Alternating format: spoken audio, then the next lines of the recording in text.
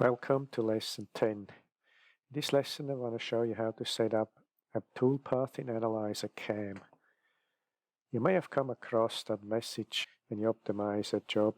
It says the following paths are not defined and gives you a list of the toolpaths that are not set up in Analyzer CAM. Analyzer Manufacturing has used these paths and you have to set up the correct toolpaths for it.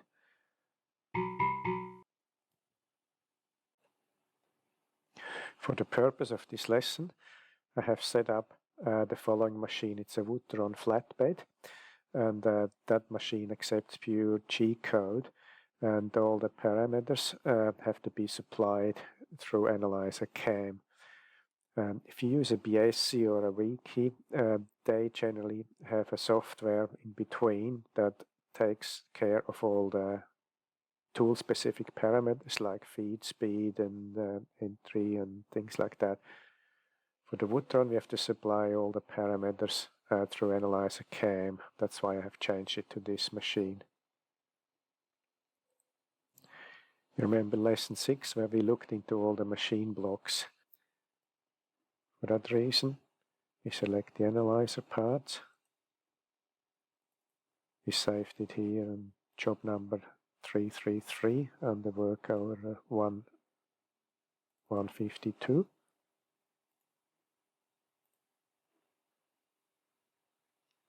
Gives us those parts. They are nested and there's a bottom and an end there. Now once we go to the optimization, you see this message has come up now. So there's a couple of toolpaths that are not defined. The easiest way to do that is have a look at which ones don't have a toolpath. In this case it shows us a hole here, but it hasn't got any toolpath specified there. You can see that there's no markings there. The same thing here are those rebates. They don't have a toolpath. So when we click at that, we can see they're in a layer DV25-1. So that's the layer that came up in our error message there. And the same thing is this layer. It's the R12R. That's the layer for the rebate. This hasn't been defined in this particular setup for the Woodron flatbed machine. First, we want to set up our 25mm drill. That's missing in this particular machine setup. So that's the toolpath DV25-1. DV is for drill vertical, 25mm. So we go into our tool manager. You see there's no 25mm drill specified here. So we go into new tool. Gives us a dialog box. So let's type the tool name in there. 25mm drill. You can change this to your own setup. You might have already existing names from another software or so, or you want to match your, if you have a BSc, you may use B-Solid, you want to match that tool name that you have it specified in B-Solid. It's obviously not a router, so let's change this to drill. Diameter is 25. And the maximum tool depth depends on the stroke of your drill bank or your drill head. So let's put this at 40mm. It's a right-hand rotation. And here you have to set the tool parameters like spindle speed, feed speed, plunge speed. You can do a maximum step. This is mainly for routers, but you would have to put, depending on your machine, in a Woodron, for instance, you have to set the spindle speed as well. So for drills, it's 7,500 RPM. The feed speed in a Woodron is in millimeters per minute. So let's do that 2000. And the plunge speed is the same for a drill. And you can put a maximum step. This is mainly for routers that can't go too deep, like thin routers. small diameter routers, you would have a limitation of how deep you can go in one go. With drills, most likely it's not the case, so we could just keep that at 40 millimeter. Now you have different parameters for different materials, so this is your default, so that'll do for all the materials, always like that.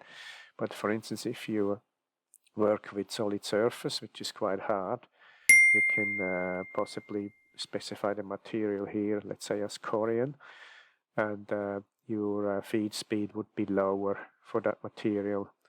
Once Analyzer CAM detects that material name, it will automatically apply those settings there. And that comes in quite handy when you work with different materials. So that's all we need for our drill. We save that, so it comes up on our list now. Now it's important, once you finish setting up your tool and saved your new tool, you need to press OK and get out of this screen. This will update the whole system with a new tool, so that's quite important to do that. Then you can go back in again, and you can add that tool, that new drill, into the drill bank here. Now we have a fixed drill bank that's set up like this, with the drills and the coordinates specified. This is for machines like the Woodtron that don't have a separate program that has the tool position saved. If you have a BSc, you probably use BSc Works or BSolid, which has all the tool parameters already specified in that program, and you export to BSolid.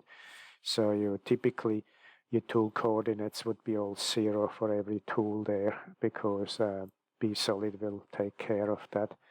And the same goes for the wiki machines as well.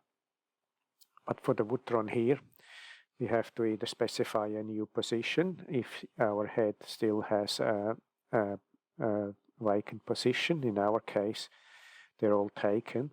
So we just, for our purposes, we want to change that drill here and put it in a 10 mil drill bit position. So we select the drill bank number 6 position, and we just change it to the 25 millimeter drill, and we press update, so that updates our drill bank here. Now Analyzer CAM has a feature that will show you where your drills are in your drill bank. So it's called Create Drill Bank Block. So it basically does a small little drawing, an AutoCAD block, and it shows you the positions of all your drills and the actual offset point as well. So this is quite handy when you do a bit of troubleshooting. If you have a drill that doesn't quite drill in the right position, you can overlay that drill block onto your panel, and you can actually see where your position is. There's 4 drills here in a Y direction, and in the X direction we got 4 5 millimeter drills. Then the position number 5 is the 8 millimeter drill, and 6 is now our 25 mil, 20 mil on 7, and 35 mil on position number 8. Now we need to set up a tool path for our drill. So as you can see, there's a list of tool paths that are already specified.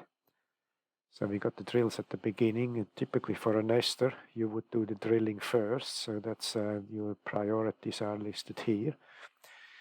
And then there's the name of the tool path that corresponds to the path that's outputted by Analyzer Manufacturing.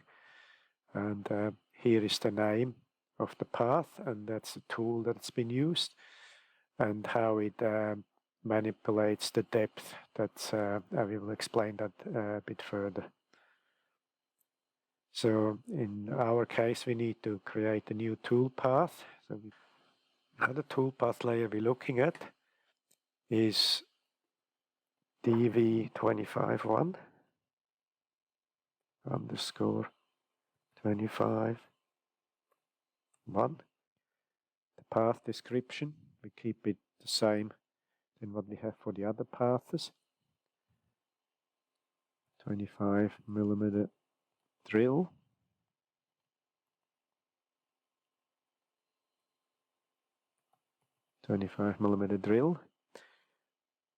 In this case, the path type, that's a drill. So we got all these different path types here. There's offset pocket, this is for the routers and line. And then we have drill and drill horizontal. This is a vertical drill, DV25. Tool compensation, there's none, so that stays at the center. And now we have to specify a tool for this path. So we press Add Tool. It comes up with a router in this case, but we're going to change those details here. So we want a 25mm drill. The tool order, so you have you can, especially for the routers, you can specify different tools. So there's a tool order there. So we only have one tool in this case and one path run. So it's going to be tool order 1 for drills. Now the depth here, there is formulas you can enter there, or you can put absolute values. In this case, the tool depth is specified by Analyzer Manufacturing, so that will output a certain tool depth, and the formula for that is PT, which stands for plate top, minus DP, which is the depth that Analyzer Manufacturing is sending us. Now, for this drill, we only do one step, and the rest of here, this is stuff that's for routers. We will explain that later. The same thing with the lead in there. We don't need any lead in for drills. So we just need to update the tool now. So now it's a 25mm drill. And you want to save this. Press OK. Now we're going to rerun the optimization again. Now it still comes up that our rebate tool path is still not specified, but the drill, the DV25, is not coming up anymore on a list, and as we can see, it's optimized it now. So that's our 25mm diameter hole now. This one's are the tool paths, they're still missing. I'm going to show you that now, how to set them up. We go back into our tool manager, and we're going to set up the 12mm router, the straight router, and add it to the tool changer. So we press a new tool. Tool name is 12mm straight. It's a router. A tool diameter is 12 exactly. The maximum tool depth in our case is 27mm. The rotation direction is right, which means it's clockwise. We have our default material. We set that up. The spindle speed is 18,000. The feed speed in this case is 7,000. And the plunge speed is usually about half of the feed speed.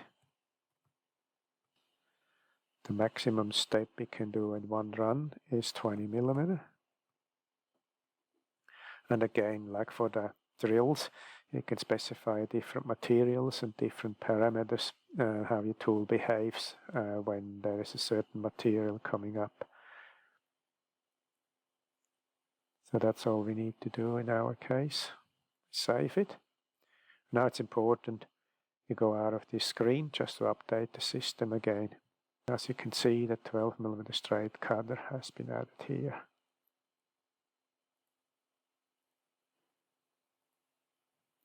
Now all we need to do is add it to the tool changer. We are in luck here. We have one space free, number 6.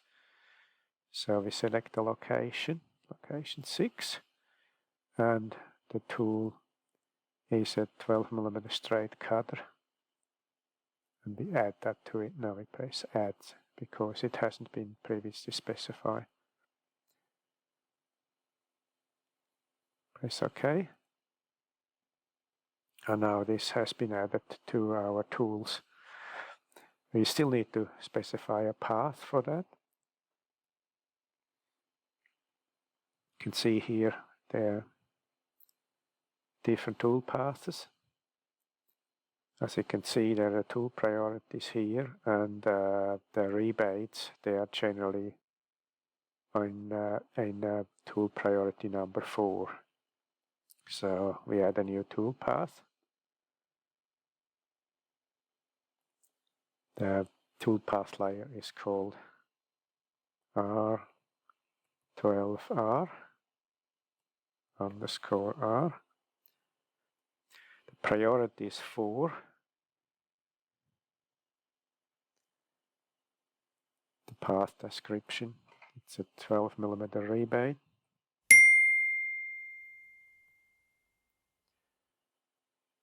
And it's an offset type. The tool compensation is to the right here because we're running it in the clockwise direction. You can see there's already the tool path set up R12L, so that runs in the reverse direction. And it would have a left-hand tool compensation, but in our case it's a right-hand. We add a tool to it. So you can add multiple tools for each tool path. So in this case it's defaulted as 10mm, which is not what we want. So we click at it, and now we can change this. Change this to our 12mm straight. And the final depth is as like for our drill. We put the plate top minus depth dp. It's just one step here, and first step, because we do one step, we don't need to put this. This is mainly for compression cutters where you have an upcut, so you make sure it goes deep enough so it doesn't chip. There's a path offset, again that's for compression cutters, and I'm going to show you that in the next lesson, how to set up a compression cutter for a nesting machine. You can put a lead-in overlap so you don't lead in and lead out at the same spot and leaves you a dark spot. And a good thing probably is the maximum step depth for materials to enable that. So that means you specified a certain step there in your tool setup. If the overall depth exceeds that the tool is too stressed or so, you can enable that, and it will split up the path in 2 steps in depth. The other thing you want to do here is when you can specify a lead in and a lead out. If you press none, it will just do a plunge. That depends what you do with it. It can be desirable or not. In our case, we want to do quite a small one because we might use small machine blocks. So we don't want to do a very long lead in. And we can choose between arc or linear. Arc will basically do a curve which nicely lowers the tool in an arc, which leaves you virtually no burn mark on any material. Now for simplicity, we just press linear here. You can specify a radius if it's an arc lead-in. If it's a linear lead-in, you just press the distance that you want to have it off. So in our case, you just make something quite small, maybe about half the tool diameter, 6mm. using that for mainly for machine blocks. I probably would go in with quite a steep angle, maybe about 30 degrees. And the lead out the same, do a linear lead out. Very small, with quite a steep angle. Now we update the tool, we save it, and we press OK. So now if we run our optimization again,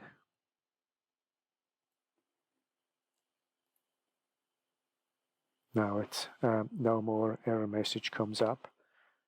And as you can see, it's done our rebates here. They are the lead-ins that we specified. It's probably best if you see it from the top. You can see the angles. Here's our 30-degree angle of our lead-in. The red one is the lead-in, and the green one is the lead-out. You can improve this to, you can do a bit of a lead-in overlap here. So we can see how that looks now. So if we go into the Path Manager, we select our R12R, that's the one we just done, we edit it, and we select the tool, and we can do a bit of an overlap, and we can say we make a 3mm overlap here.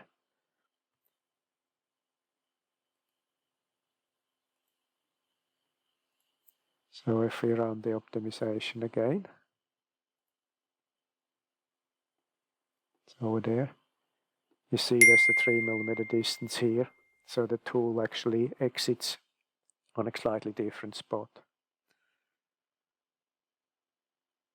But working with quite tight machine blocks, it's probably an advantage if you leave this as tight as possible. You can look at it in 3D. You can actually see how the tool exits and how it enters.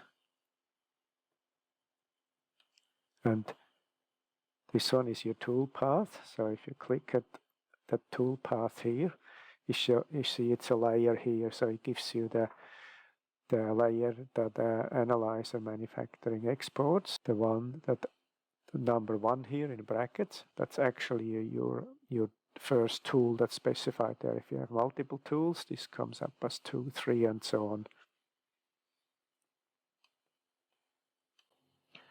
So when you do the post-processing into G-code, I'll show you that now.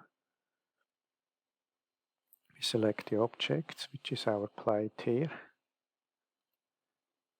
Then we can give it a more useful name, 18mm MDF. So the machining operator knows which material he has to put onto the machine. We press Process. It's created one NC file. So if we go into Machining Out, that's our new created folder here with the 18mm raw MDF. This is our NC G-code file. We look at it, the code here, we look at the drills. So it's used a 25mm drill here. So that's the ones that we just set up. We have a look at our straight 12mm cutter, which is our rebates. So that's been done too. As you can see here, the tool position 6, that's where we specified it in our tool changer. And the rest are all the other cutters. So that's basically all for lesson number 10. And lesson number 11, I would like to show you how to set up a compression cutter specifically for a nesting machine.